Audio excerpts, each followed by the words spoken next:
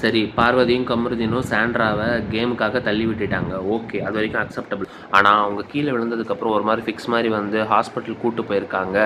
அதை தெரிஞ்சதுக்கப்புறமும் கூட எந்த வித ஒரு அடிப்படை மனிதாபிமானம் இல்லாமல் நேற்றுக்கு எங்களுக்கு அப்படி நடந்துச்சு, எங்களை எல்லாம் சேர்ந்து அமுக்குனீங்க, ஆனால் நாங்கள் இன்றைக்கி பண்ணுறது நியாயம்னு ஒரு வாதாடுறாங்க பாருங்கள்.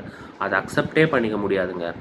எனக்கு ஒரு அநியாயம் நடந்துச்சுன்னா நான் திருப்பி என்ன வேணாலும் பண்ணுவேன்ற ஒரு மைண்ட் செட் இருக்குல்ல, அது என்னன்னு சொல்லனே தெரியல. பழி வாங்குறதா, வெஞ்சன்ஸா, இல்லைனா வந்து செல்ஃப் சென்ட்ரடா, செல்ஃபிஷா, ஒன்றுமே வந்து சொல்ல தெரில. ரொம்பவே டிஸ்டர்பிங்காக இருந்துச்சு அந்த ஷோவை பார்க்க.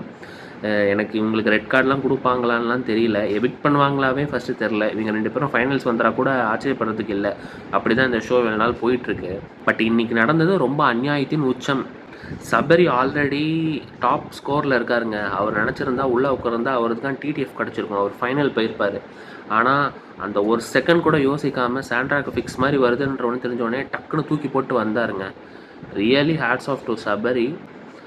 சபரி மாதிரி பர்சன்ஸ்லாம் பார்க்கும்போது வந்து ரொம்ப பாசிட்டிவாக இருக்குது. அவர் டைட்டில் வின் பண்ணுறாரோ இல்லையோ, ஃபைனல்ஸுக்கு போகிறாரோ இல்லையோ, சபரியோட இந்த ஆக்ஷன் ரொம்ப நாளைக்கு நின்று பேசும்.